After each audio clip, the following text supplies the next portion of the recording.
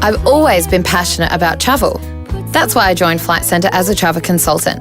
It's given me the opportunity to share my love of exploring new places. So let me share with you my travel diary. How do we make the most of our short time away in a foreign city? We're going to introduce you to the people you need to know, uncover hidden gems, and show you the insider hacks that'll make your whole travel experience an absolute breeze. In this series of The 48-Hour Destination, we're going to see, smell, taste, feel, and experience the most the city has to offer in 48 hours. Let's go. On this adventure, I'm going to the city that never sleeps, New York.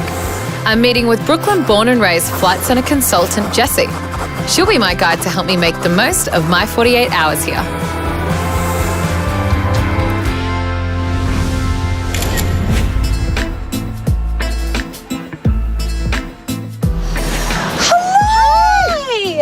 It's so good to see you. You ready to spend 48 hours yes, together? Yes, I am. I mean, look at this. We're in Times Square. Did I have a little something for you? Oh, you're too cute. Thank you. The iconic I love New York because New York loves you. I love it. Thank you so much. You're welcome. You ready? I am. All right, let's go.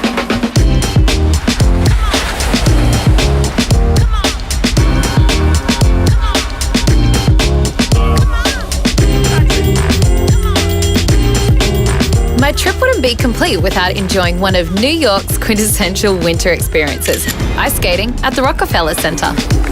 In the heart of Midtown, steps from Times Square and the Theatre District, the rink first opened on Christmas Day in 1936.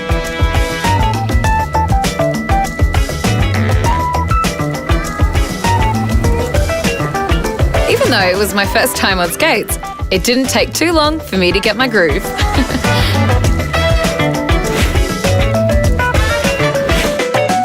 Fantastic experience to tick off the list. Welcome to New York. It's a bit of a blizzard as we speak. Walking around Manhattan as the snow was falling was beautiful, and Jessie had a story for every place we went. It feels good. All these tables and chairs will be lined outside in the spring and summer. Yeah. Cobblestone streets, which is really what it's named for. Yeah. It was one of the first paved streets, so we decided to just see finally them now. name it Stone Street.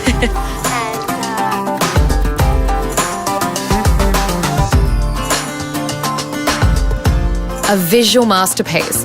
I don't think there is a park more famous than Central Park, a National Historic Landmark spanning 843 acres that was established in 1857 as an open-air oasis for this metropolitan city. We start to make our way to Broadway Theatre, where Jessie has organised a surprise. Watching The Lion King on Broadway? Ticket for two, please. But before the show, Jessie wanted me to meet a few of her friends. Look! Yes. Love it. Yeah.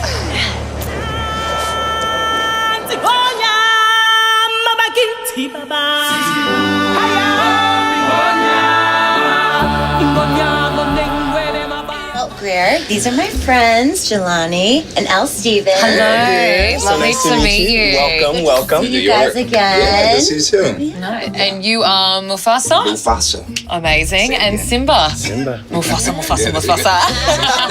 That was I got it. I started in the Las Vegas production of the show where I was cast as the proud back legs of the rhinoceros. And I kind of was in the ensemble, and you learned how everything worked that way. And Yeah. I was a swing in the show, which meant I learned what 8 different guys did, and I was kind of like reserve, you know? If they were ever sick or injured, I would jump in, so it's kind of like the ultimate chameleon. Yeah. And then opportunity knocked again, and they made me full-time Simba in that company. And then I went to the tour for a few years where I met this guy, and then they both plucked us and brought us here. Back legs of the rhino, wildebeest #1. Worked my way up in the ranks to Meant to become be. the king of Pride Drive. Yeah. It's the same show wherever you go. Yeah. You know what I mean? So you're getting the same quality, the same production, the same story. the But same I will caliber. say, Yeah. here in New York, Yeah, you're gonna be the cream of the crop, you know what I'm saying? There's something really special about this company, and, Yeah. and I feel it, and I love doing the show here because I have my comparisons, but there's something about New York City and Broadway and that sort of vibe that takes it to the next level. I'm excited to go and see it. Yeah, I'm so Yeah. glad you got to come hang out with Well, us for a thank little you. bit. Thank you. It's been very awesome to much. meet you. Good to see you guys Good to see you again. too. Don't be a stranger. The costumes, the dancing, the singing. That was one of the best shows I've ever seen. Wow. After the show, it was time to get some good old-fashioned burgers, and Jessie knew just the place.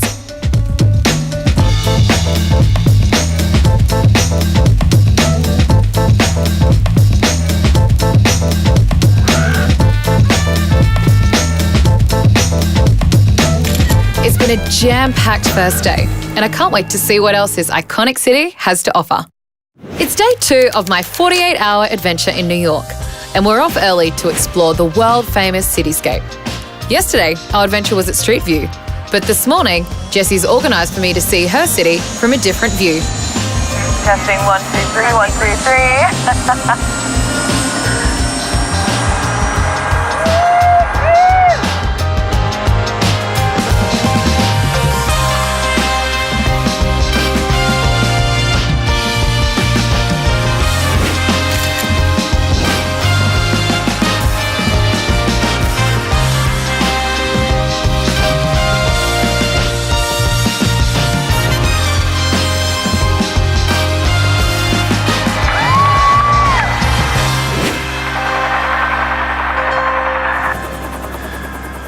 Just wow. So much fun, and another must-do for my clients back home. Back on solid ground, it's time to go to one of the largest museums in the world. And this right here is the American Museum of Natural History. I've been so looking forward to coming here. Beautiful, yeah. Very reminiscent of my childhood. Yeah. Lots of field trips, and my aunt used to take me every year, you know. Can't wait to bring you in. Welcome. Are you ready for a tour? Ready to get going? Yes. Yep. Let's do it. Excited. This is one of the latest acquisitions of the museum. It is called Titanosaur, 122 feet long, this specimen. Oh my goodness. Estimated weight about 70 tons. So come on in, let me show you the rest of this wonderful specimen. Oh my gosh, it's huge. Amazing. So the blue whale is the largest creature in the world today. My goodness. The heart of the blue whale is about the size of an automobile. So, I mean, think about it. Now, we're going to stop for a minute at this Alaska moose diorama because of a couple of reasons. It's rutting season, it's the fall, you can tell from the background, but it is the largest diorama in the world. So we're leaving now the Wallach Orientation Center and heading in to the Hall of Vertebrate Origins. The museum is renowned for its exhibitions and scientific collections, one of the world's preeminent scientific and cultural institutions. I couldn't wait to explore. Since 1869, the museum has advanced its global mission to discover, interpret, and disseminate information about human cultures, the natural world, and the universe. Our guide Victoria was fascinating. The space part, I love this exhibit. This is called The Scales of the Universe. Now, the idea is to talk about size, not distance. In the center, you see the Hayden Planetarium. And this demonstration uses the planetarium as a reference point. If the Hayden were the size of the sun, then this would be Earth's size. Just to give you a sense of how many Earths can fit into the sun. And if you look up, you'll see the gas planets. We have Jupiter, Saturn, and you'll look around. Once is not enough, and I'll definitely be back on my next visit. Jessie remembered I love Italian food, and it's lunchtime. What a coincidence. She took me to Italy, the largest Italian marketplace in the world.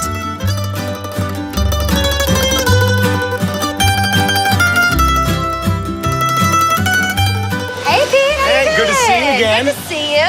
Great to finally meet you. Lovely to meet you. Welcome to Italy downtown. Thank you so much. Awesome. But enough chat. You ladies are here to eat, right? Yes. That's the most important part. Definitely. All right, follow me. We got an awesome meal prepped for you today. Yes. Of course. Thank you for joining us. So a big thing of what we do here is we sell what we cook and we cook what we sell. Yep. So literally any dish that we eat here today, all the ingredients are sold here also. So if there's an olive oil that we taste that you like, the bottle's available for purchase. We want the experience of sharing a meal and having the authenticity of an Italian meal. We want that kind of mantra that they have. What are we having today? I'm so excited. Well, let's take a peek at the meat first. I hope you're hungry. Yes. Not you're in the wrong spot. We saved our appetite. Awesome. Yeah. So today it's going to be a skirt steak with roasted potatoes, and actually the wine that we'll be enjoying with it is actually used in the sauce, so it's a perfect pairing. It's a Nebbiolo Perfect wine from pairing. Borgogno in northern Fantastic. Italy. The salmon itself actually comes from the North Atlantic in Canada. Something we also sell out of our fish case, and it's butchered here daily, cut up, filleted. So we're going to be having agliotti, which is a small filled pasta. It's a stuffed pasta that we actually make fresh here in-house daily. Great. Cheers. Thank you so much for joining For us. inviting I'm glad us. you could make it. Very much. Enjoy. That's beautiful. Tell me how you like that pasta. I think that's the crown jewel there. Very good. Get a little of the truffle in there. The food, the company, and the surroundings were the perfect combination for lunch.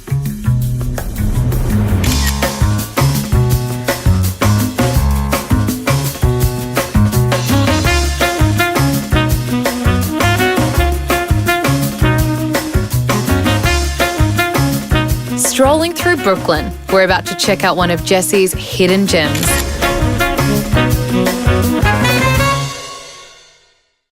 Brooklyn Winery, a boutique urban winery set in the heart of Williamsburg, one of the borough's most vibrant and creative neighborhoods. One of my little hidden gems in Brooklyn. Lovely. A winery. It's nice. All right. Hey, Connor, great how to see you again. doing? How are Good you? to see you. Hi, Greer. Priya, nice to meet you. Thanks for coming out. Thanks for having us. Yeah, welcome Yeah. to Brooklyn Winery. Winemaker Connor McCormack took us on a tour of the winery to learn how their wines are made.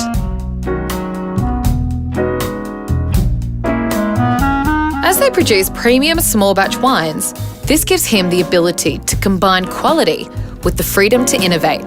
Cheers.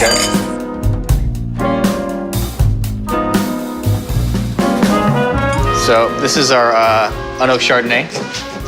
This fruit was grown up in the Finger Lakes, New York. So it's a very cool climate. And then I fermented and aged this in stainless steel tanks. Oh, wow. So it's all about the vineyard and the fruit. So being in an urban environment, it kind of frees me up to kind of pull grapes in from around the country. So I'm not really locked into one region. I view that as an asset. The grapes for this were actually grown out in Long Island. This is a good example of a East Coast red. I like it. It's delicious. Thank you. Yeah. It's been great. It's been fantastic. Thank you. I've enjoyed having you. so much for having Thank us. you. My pleasure. Thanks for Thank coming you out. very much. Cheers. That was a great hidden gem from Jesse. Jesse challenged me to a quick game of bowling. Today's game was at the Gutter Ball in Brooklyn, a bar that pays homage to a time where this game was so popular.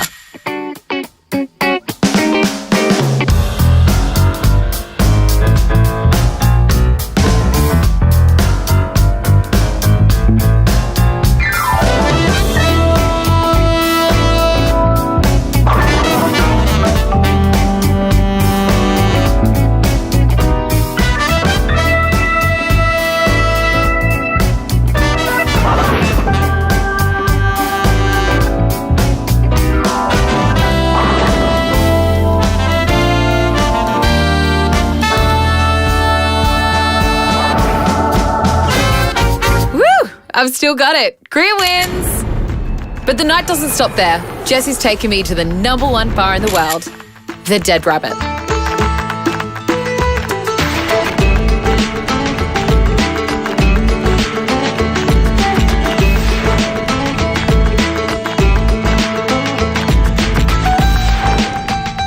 So can you tell me a bit of history behind the Dead Rabbit? Dead Rabbit is myself and Jack booked in Belfast in Northern Ireland, and we thought, let's do something really weird. Let's bring these two ideas together, the Irish pub and the cocktail bar, and let's make that work.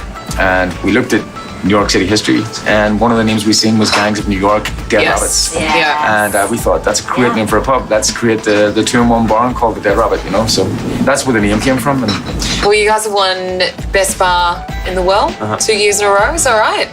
And we came over here and we were pretty vocal about telling people that we were going to open the world's best bar and it was going to be an Irish pub. Can you tell me a little bit about where the Dead Rabbit is? we're in Lower Manhattan, as low as you can go. Basically, the water's literally behind that building. Okay. Yeah. So we're right in the corner of where it all happened back in the 1950s. The building is 200 years old, which is pretty antique in New York standards because everything in New York gets knocked down and rebuilt. Number one drink for Dead Rabbit?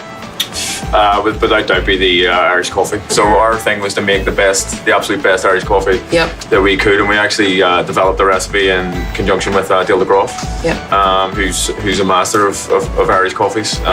So we serve at the minute, we're serving about 600 or 700 Irish coffees a week. Well, thanks for having us here, Sean and Jack. Thank you very much. I'm glad I could bring Greer. It's one of my favorite bars in New York City. Yeah, well, it's good. Like, I can recommend it to my clients. It's in a good location, awesome drinks, some great awards. So thank you. Yeah, thank you very much. Cheers. Cheers. We couldn't leave without trying their signature drink, and it did not disappoint. What a delicious way to wrap up day 2. Tomorrow, it's time to take to the streets to see New York from another perspective. It's our final day, and we're off to meet Reggie Reg, who is taking us on an authentic experience of hip-hop culture in its birthplace. Here's my people. What's going on? All right, how's everything? Great. Good. How you doing, Greer? Give me a hug. Oh, yes. I love it. Thank you. Y'all ready for Hush Tours? Yes. Let's get it. Let's get it. Traveling from Manhattan to Harlem, the Bronx and Queens, Reggie takes us through the hip-hop's 4 key elements: DJing, Put your hands up in the air right now.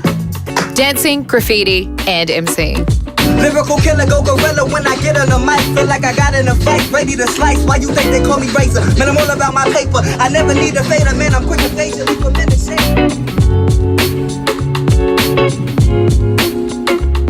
Welcome to the City of New York Museum. This museum has been here with artifacts only from New York City, so welcome. So if you're with me real low, because we're not a library but a museum, somebody say hip hop. All right, come on.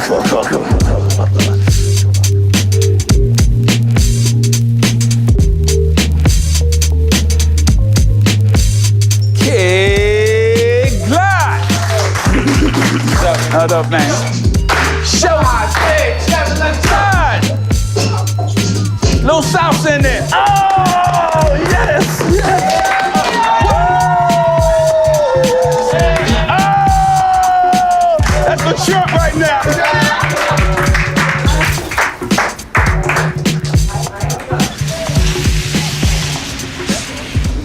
One of the first groups that I've heard when I was about 16 was Grandmaster Flash and the Furious 5. And another group called the Funky 4+1 More, which inspired my group, the Crash Crew. Me and my neighbors, Mike and David, and we had our own record called High Power Rap. The record was the 8th hit record in hip hop. In 1979, 48 records came out, but only a few of them were hits. Reggie Reg in the house and they call me the Crash Crew. This is how we do it when we come through. Turning the parties out, that's no doubt. Make the homeboys scream and the ladies shout, shout. The ladies shout. The ladies shout. Spanish Harlem is where we're at right now. This right here is 106th Street and Park Avenue. A lot of history here in Spanish Harlem. Where we're standing at right now is the Graffiti Hall of Fame wall right here. And this wall started in 1986. Each mural is done by a whole different graffiti group from all over the world. You know what I'm saying? Australia, Japan, UK. Say hip hop! Hip hop! Now it's your turn. I'm photobombing everything.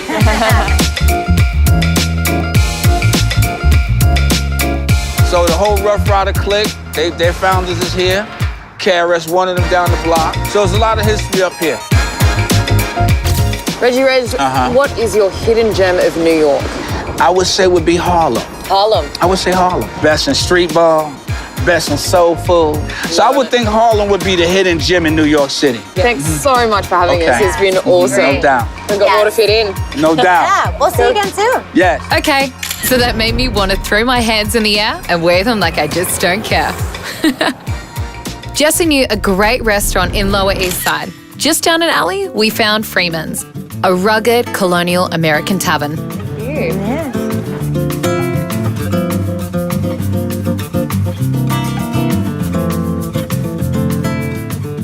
The cuisine was simple, rustic, and inspired by old world traditions. perfect after a long day out exploring. We sat back and enjoyed our food in the beautiful environment.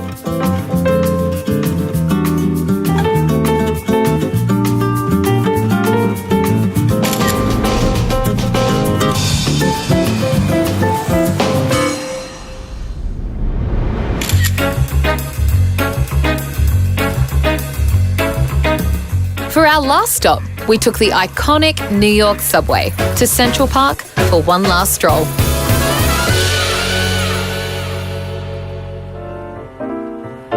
I brought you here on our last day to one of my favorite places in Central Park. It's beautiful. Yeah, it's so serene. It's just a great place to go winter, spring, anytime.